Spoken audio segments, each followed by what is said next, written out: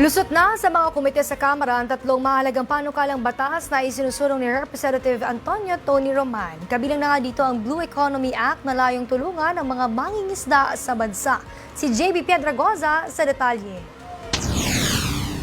Ilang mga panukalang batas ang pinagtibay ng Kamara na layong magatid at paunlarin ng estado ng buhay ng maraming Pilipino. Kabilang narito ang Blue Economy Act ni Bataan 1st District Representative Tony Roman, kung saan layong magtatag ng isang komprehensibong Blue Economy Framework na magiging basihan sa pagtaguyod ng sustainable na paggamit at pagpapaunlad ng marine at coastal ecosystem sa bansa. Habang tinitiyak na natatanggap ng mga mangingisda ang sapat na tulong at suporta mula sa pamahalaan.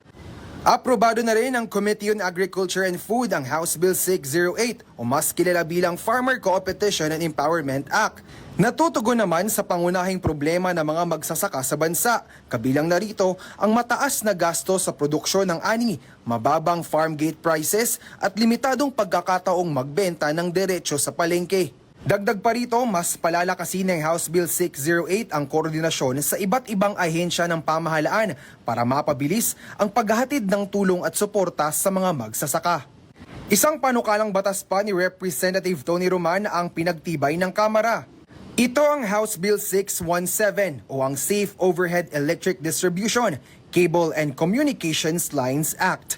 Sa ilalim ng panukala, bibigyan ng mandato ang lahat ng electric, cable at telecommunications company sa bansa na magsagawa ng regular na inspeksyon alinsunod sa regulasyon ng Philippine Electrical Code.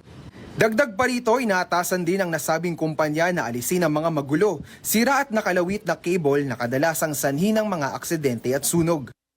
Para sa totoong balita sa Bagong Pilipinas, JB Piedragoza, Congress News.